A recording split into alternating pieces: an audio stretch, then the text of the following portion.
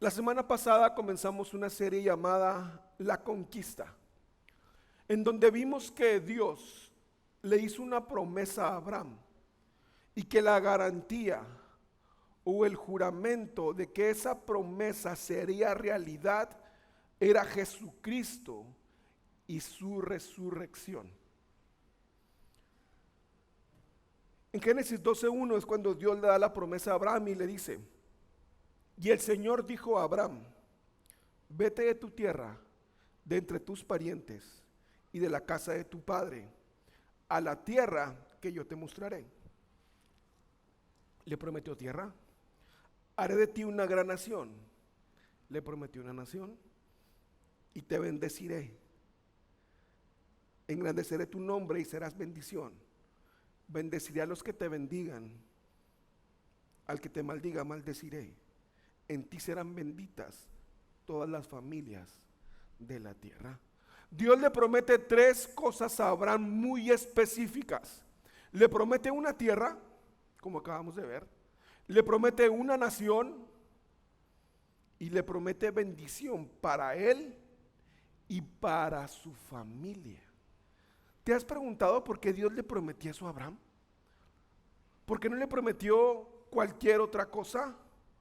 ¿Cuál es la razón de que Dios le prometiera a Abraham eso en específico? La razón la encontramos en la Torre de Babel.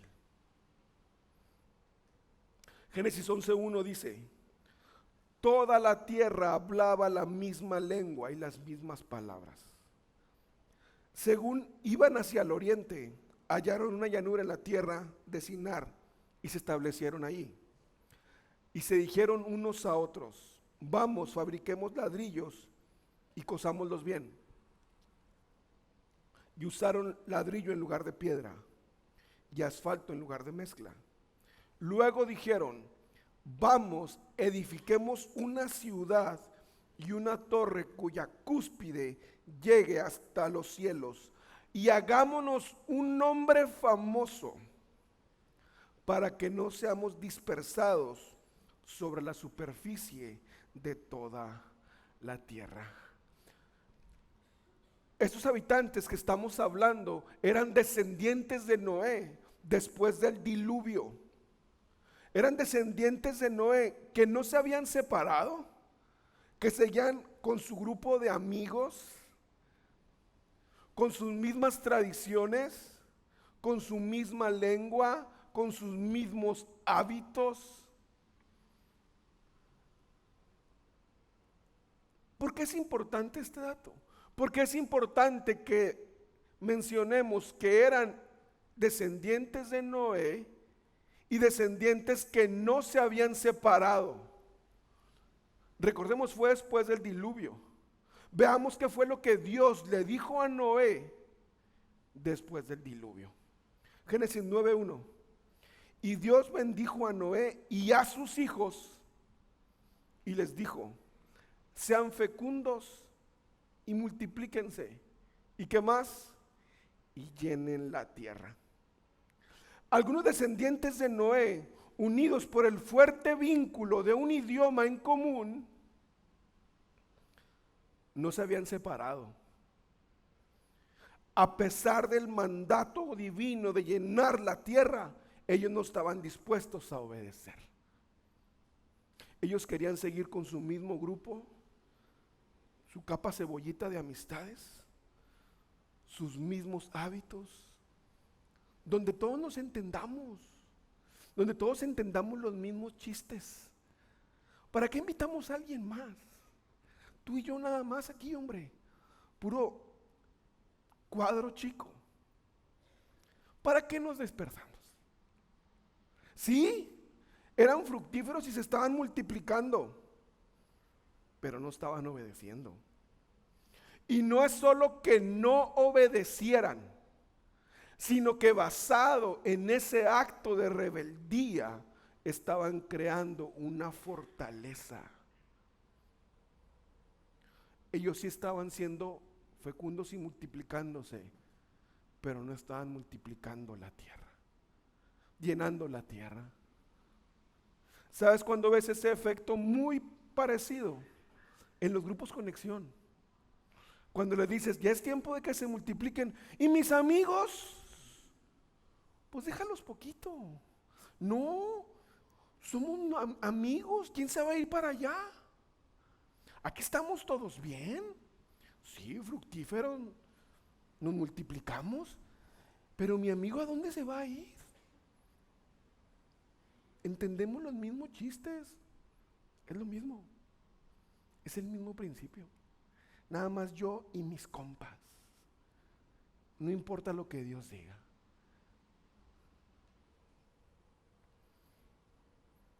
La idea de que se multiplicaran, de ser bendición,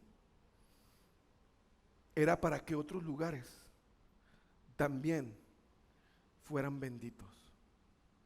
No solo ellos mismos y sus deseos. En Babel el ser humano le dijo sí al placer, pero no a la responsabilidad y la obediencia. Le digo sí a todo lo que me gusta, le digo sí a todo lo que me hace sentir bien, pero cuando llega el momento de obedecer, ya no, fíjate, eso significa Babel.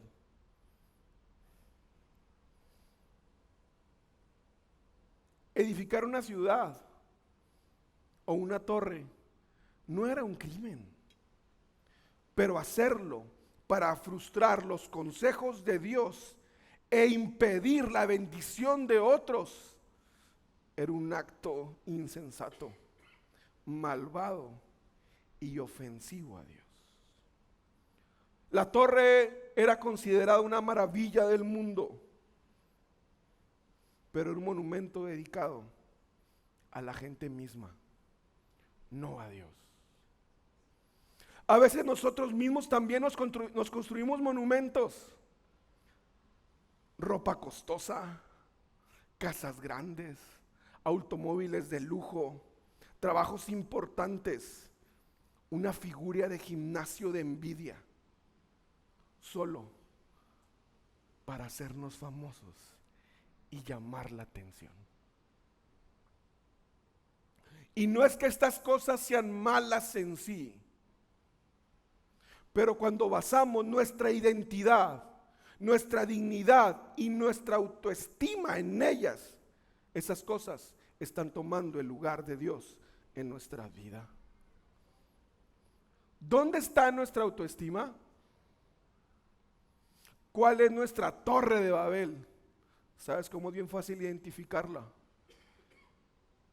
En lo que más le mostramos a las personas. Si mostramos a Cristo, ahí está nuestra autoestima. Si mostramos nuestros logros, nuestro conocimiento, el yo hice, el yo era, ahí está nuestro Babel. Si mostramos nuestro cuerpo, ahí está nuestro Babel.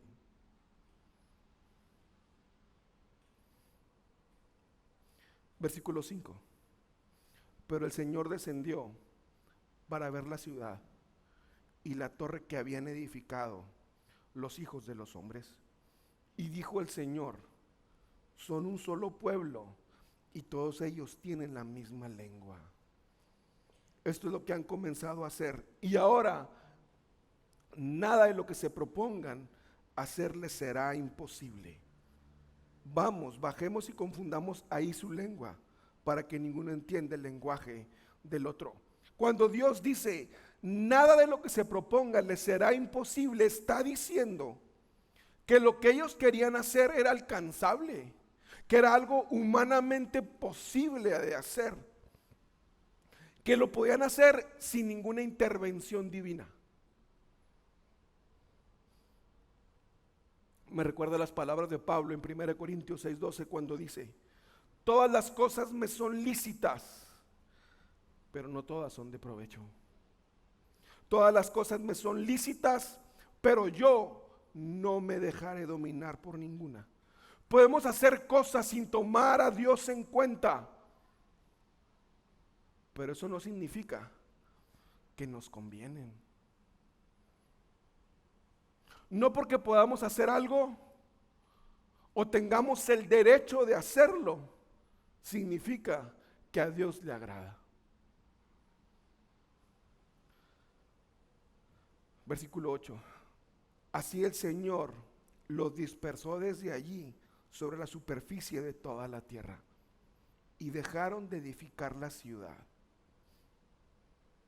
Por eso la ciudad fue llamada Babel, porque allí el Señor confundió la lengua de toda la tierra y de ahí el Señor los dispersó sobre la superficie de toda la tierra.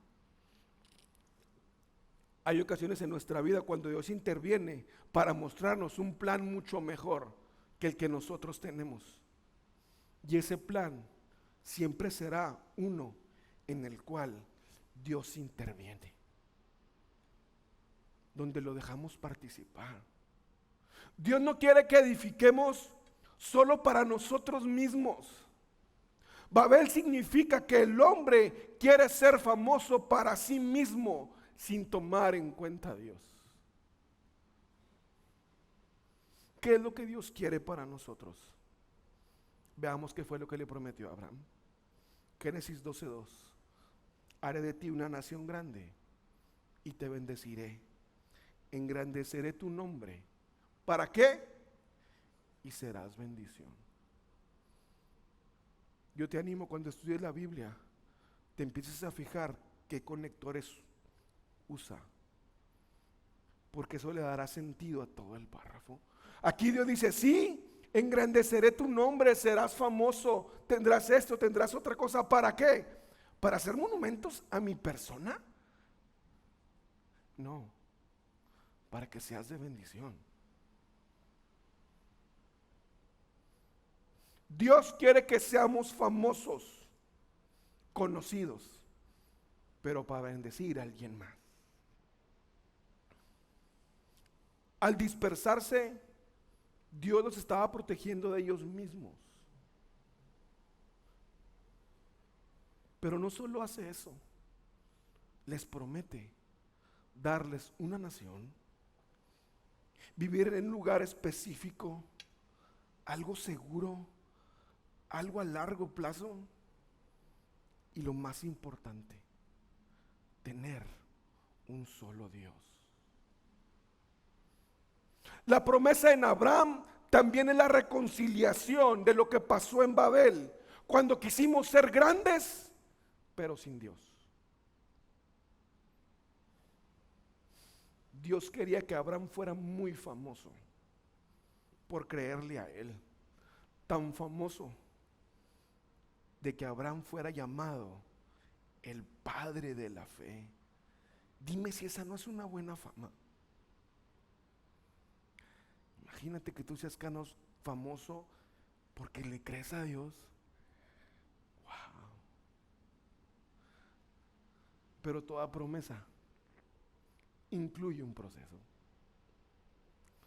Génesis 15, versículo 13 dice: y Dios dijo a Abraham: ten por cierto que tus descendientes serán extranjeros en una tierra que no es suya, donde serán esclavizados y oprimidos durante 400 años. Versículo 16: y en la cuarta generación ellos regresarán acá, porque hasta entonces no habrá llegado a su colmo la iniquidad de los amorreos. Yo me pregunto, ¿por qué Dios no le entregó la promesa a Abraham llave en mano? ¿Que no Dios es todopoderoso? Porque él le dijo: mira, Abraham, tú no hagas nada, papito, tú tranquilo, aquí está, llave en mano. ¿Sabes qué pasa cuando estamos en las promesas de Dios? Cuando Dios nos ha dado un sueño y no lo vemos, porque Dios no nos lo da llave en mano, llegamos a creer que nuestros sueños pueden estar rotos porque no los vemos suceder, ignorando que todo lleva un proceso. La razón por la que Dios no le dio a Abraham su promesa llave en mano es porque todo lo que importa toma tiempo. Todos tenemos sueños, ¿o no? Los sueños son gratis. Los procesos, eso sí, se venden por separados. Sin procesos no se cumplen los sueños.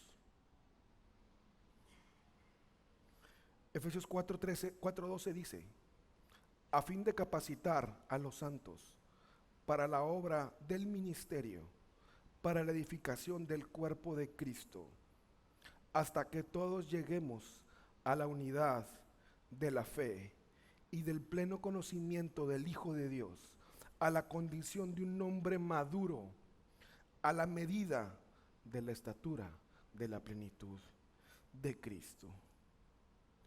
Cuando Dios te da una promesa, más que en tu promesa o tu sueño, Dios está interesado en la persona que te conviertes en el proceso de cumplir tu sueño. Lo que acabamos de leer dice que Dios quiere que cada cosa que llevemos nos haga parecernos más a Jesús. ¿Y cuándo se va a terminar? Cuando estemos a la estatura de la plenitud de Cristo, más allá de nuestra vida. Un descendiente de Abraham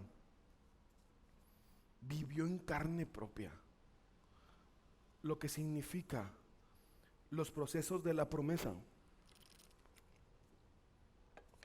lo que significa tener un sueño y no verlo llegar. José. Génesis 37:5 dice: José tuvo un sueño. Dios le dio un sueño a José.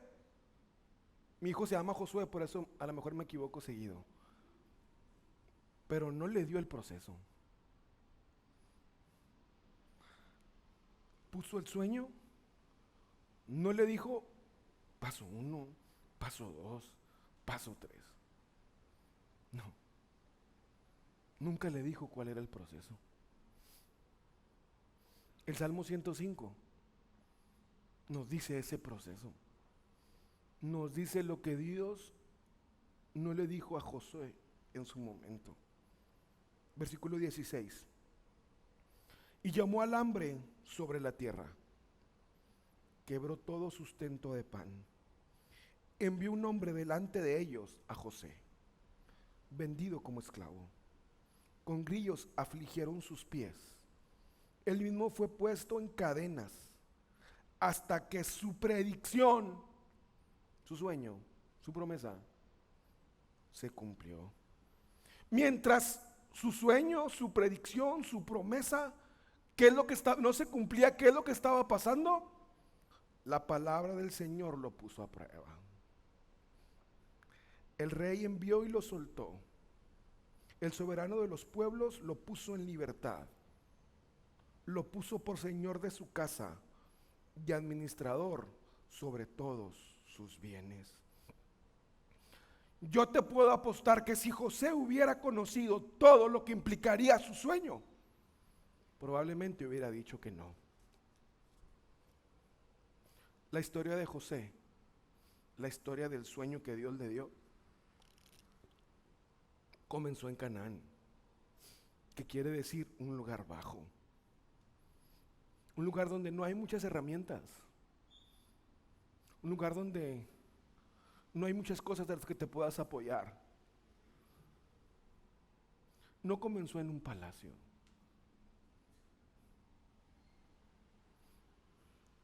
Muchos de nosotros renunciamos a nuestros sueños porque comenzamos en -20, en -30, en -50. Empieza en un lugar bajo. Y creemos que empezar de ahí es una razón para no soñar, o es una razón para que nuestro sueño no se haga realidad. ¿Qué es lo que tenemos que hacer cuando Dios nos da un sueño? ¿Qué es lo que hizo José? Primeramente, no te preocupes por lo que vendrá. Dios ha puesto un sueño en ti, una promesa. Empieza a ser el primero en todo lo que haces. A lo largo de la vida de José, ese fue el patrón.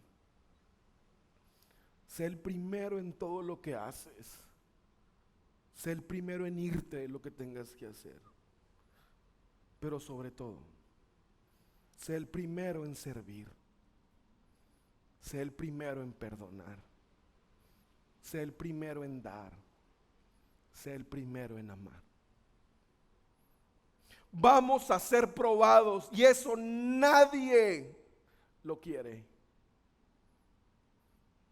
No queremos ser probados. El propósito de tu proceso no es cambiar tu sueño, es cambiarte a ti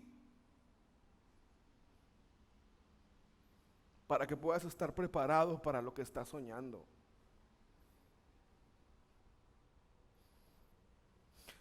El proceso de Dios no te llevará a donde su gracia no te puede sostener. Los procesos duelen, pero todos sabemos que el dolor ha salvado vidas. ¿Sabes por qué? Porque el dolor nos hace atender áreas de nuestra vida, de nuestro cuerpo, que necesitan ser sanadas. Como algunos saben, mi madre murió de cáncer hace 1 año y medio. Cáncer en el estómago. Y una de las mayores cosas que no permitió tener un tratamiento eficaz es que mi madre nunca se quejaba. Se aguantaba el dolor. Y ya cuando nos dimos cuenta, era cuando en la noche tenía un dolor muy grande. La llevaron al doctor pensando que era la vesícula. Cuando abrieron, vieron que era cáncer. El dolor antes le estaba avisando que había algo que atender. Que áreas de tu vida te están avisando que tienes que atender áreas. Que debes de dejar voltear para el otro lado. Que debes dejar echar la culpa a los demás de lo que te pasa. Si te duele, es porque necesitas atenderlo.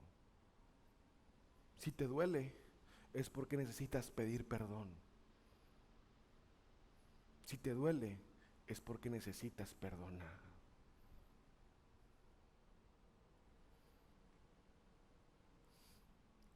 Cuando te piden hacer algo y te duele, es una señal de que ahí no has trabajado. Que es un músculo que no has ejercitado. Si te duele y no lo atiendes, aunque no lo creas, más adelante el problema va a ser peor.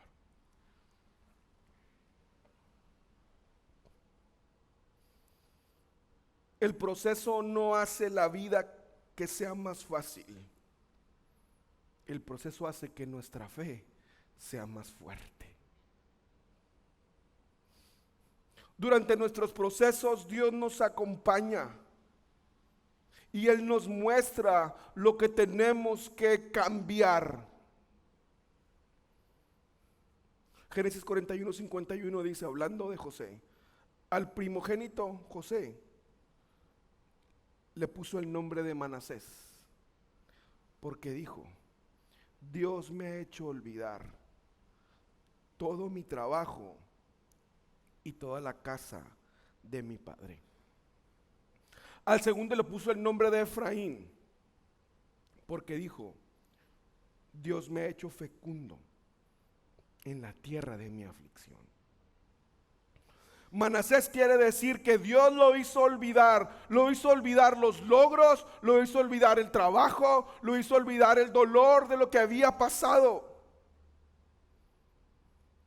Y Efraín significa que hoy, en medio de su aflicción, Dios lo estaba haciendo fructificar. Para que Dios te pueda fructificar, te tiene que hacer olvidar tu pasado. Deja de estar añorando lo que hacías antes. Deja de estar sufriendo por lo que te hicieron. Deja de estar quejándote, pero no es el lugar el que estás empezando.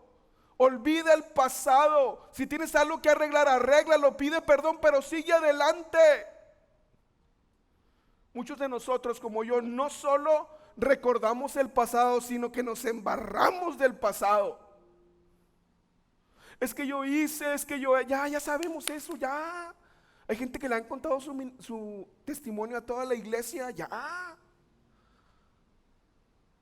¿Y qué vas a hacer?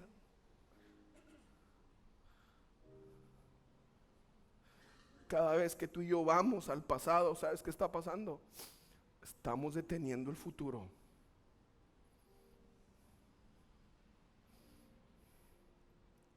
La razón de que las pruebas y los procesos parecen eternos es porque no cambiamos y seguimos atados al pasado.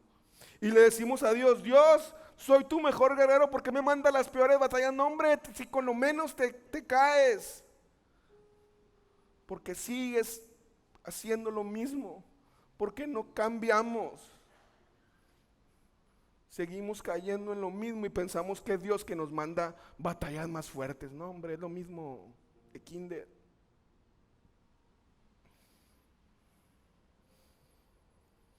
¿Sabes por qué pasa eso?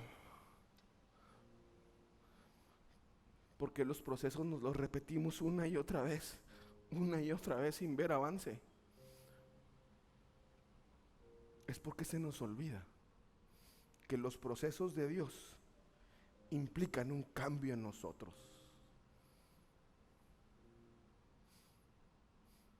Hay algo muy particular en la historia de José.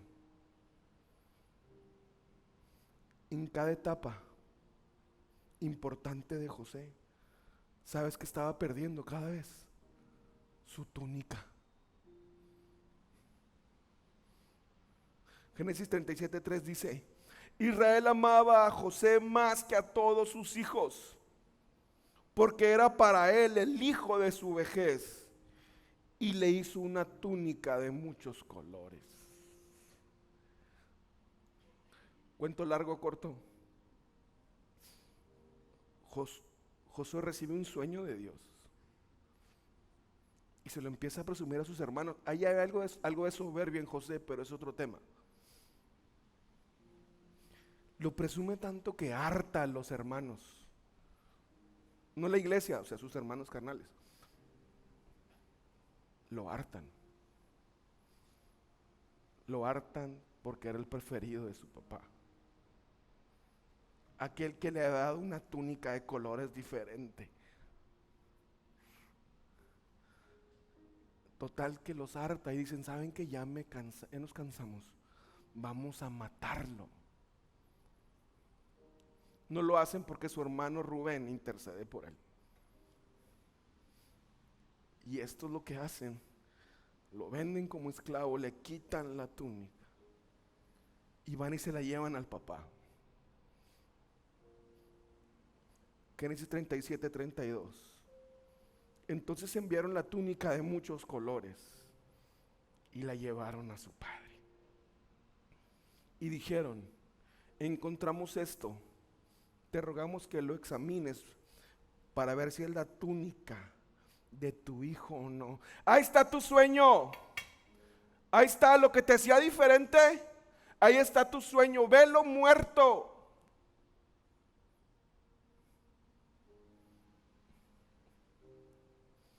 La túnica que su papá le dio, José la perdió cuando sus hermanos lo traicionaron.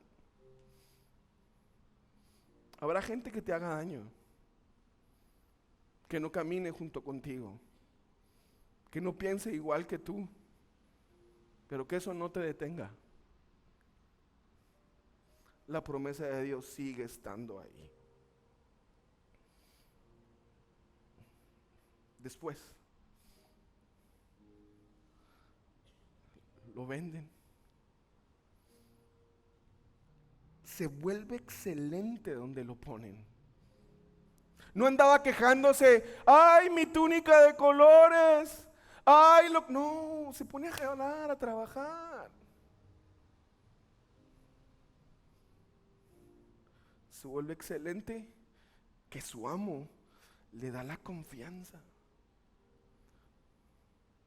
Y un día, la esposa de su amo lo quiere seducir. Génesis 39:15 dice: cuando él oyó que yo alzaba la voz y gritaba, dejó su ropa junto a mí, hablando la esposa, y salió huyendo afuera. De nuevo perdió sus ropas cuando fue acusado injustamente.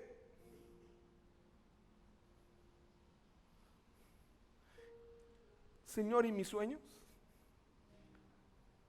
¿Y mi matrimonio? ¿Y mis hijos? ¿Y la vida que quiero? ¿Dónde está, Señor? ¿Te has olvidado de mí? Eso puede haber estado pensando José. ¿Tú no lo has pensado?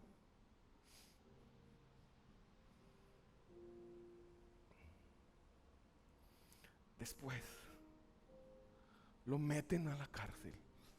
¿Y sabes qué hace? Empezó a hablar más de la esposa de Potifar. ¿Verdad que no? ¿Verdad que no andaba llorando? Es que yo tenía una túnica, es que tenía un trabajo donde me iba muy... ¿Y luego qué? Se puso a trabajar donde estaba, a no quejarse. Se vuelve tan bueno que llega la oportunidad de que llegan dos personas, les comparten sus sueños a José, se los interpreta y le dicen: no, hombre, José, este sueño que me diste me convino, uno murió y el otro no. En cuanto yo salga, José, le voy a decir a Faraón quién eres tú, pero no me marques, yo te marco. Se olvidaron de él. José viendo: Señor, ¿por qué yo puedo interpretar y ser parte de los sueños de otros y el mío? ¿Por qué puedo ver que a otros sí los bendices? ¿Por qué puedo ver que otros tienen la vida que yo quiero y el mío?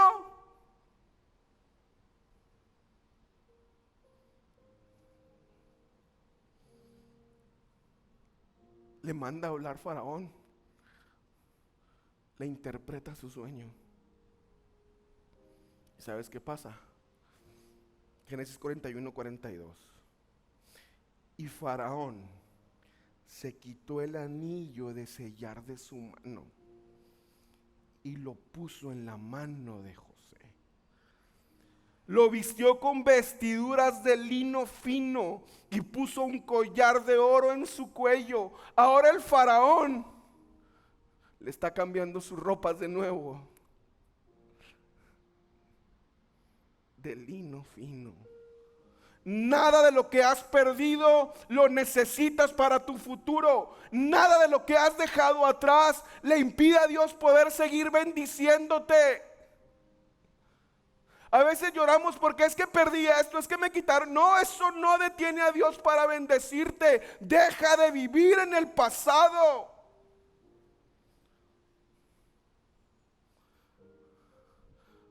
A veces tendrás que cambiar de amistades para poder llegar al siguiente nivel. Yo lo he hecho. A veces tendré que salir del círculo de amigos que tenías, donde dices: Señor, ¿qué hay más para mí? A veces tendrás que quitar relaciones que nomás te llevan a lo mismo y ponerte a trabajar.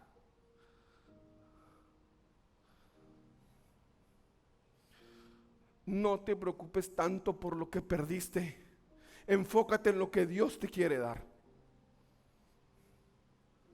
Todos queremos que los procesos pasen rápido, que nada nos duela. Filipenses 1:6 dice: estoy convencido precisamente de esto, de que Él comenzó en ustedes la buena obra, la perfeccionará hasta el día de Cristo Jesús. No va a terminar, quiero decirte. El Espíritu Santo siempre termina lo que comienza, pero no hay atajos.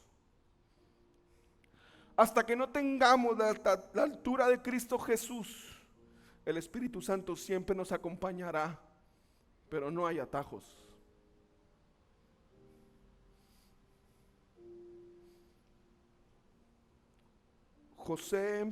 Si José hubiera empezado su proceso en el palacio,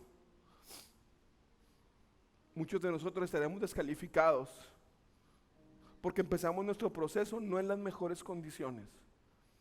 Empezamos rotos, desganados, con miles de defectos, y lo único que tenemos es una palabra de Dios a cual aferrarte. No empezamos desde un palacio.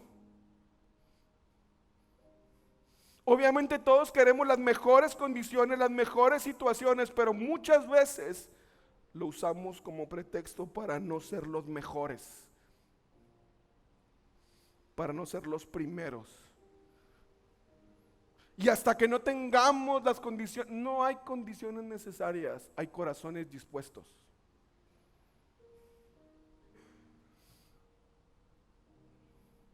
No siempre tendremos las condiciones ideales para empezar nuestros procesos. Jesús mismo, Él se sometió a un proceso. ¿Verdad que no apareció de 30 años? ¿Verdad que no? ¿Verdad que no hubo un rayo con Jesús ya de 30 años? Aquí estoy 30 años, voy a predicarles. ¿Verdad que no? ¿Verdad que nació, creció, obedeció, le tuvieron que cambiar el pañal? ¿Verdad? Era humano, como todo. ¿Verdad que no fue así inmediato? Y después de 30 años, ¿qué se puso a hacer? Predicó y enseñó otros 3 años. Un proceso de amar, de aguantar, de orar.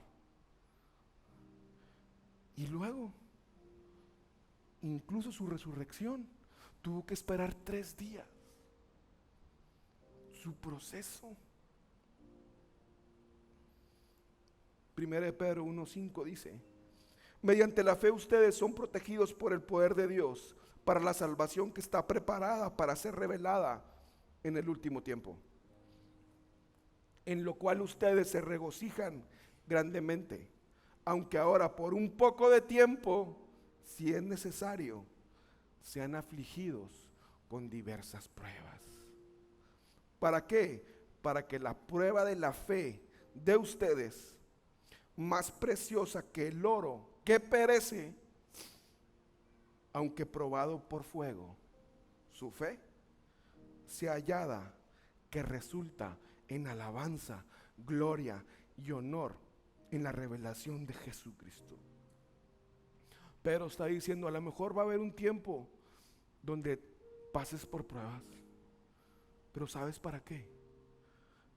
Para quitarte la tentación de querer llevarte la gloria tú, y que edifiques tu Babel, y para que tu fe sea hallada y resulte en alabanza, gloria y honor, no a ti, no a tus logros, no, ¿a quién? En la revelación de Jesucristo. Pero lo que pasa es que nos hemos vuelto muy desesperados. Queremos todo al instante. Queremos la gratificación inmediata. Y eso hace que nos enfoquemos en el resultado más allá del proceso. Debemos celebrar tanto el proceso como el resultado. La prueba no es castigo. La prueba es parte del proceso de madurez. Dios ama a su iglesia y opera en procesos en la iglesia. A pesar de que Él tiene todo el poder de hacer las cosas inmediatamente, Él sigue escogiendo operar en procesos. ¿O alguien de ustedes ha cambiado inmediatamente? ¿Verdad que no? Procesos. Efesios 4:12 dice, a fin de capacitar a los santos para la obra del ministerio, para la edificación del cuerpo de Cristo, hasta que todos lleguemos a la unidad de la fe y del pleno conocimiento del Hijo de Dios, a la condición de un hombre maduro, a la medida de la estatura de la plenitud de Cristo.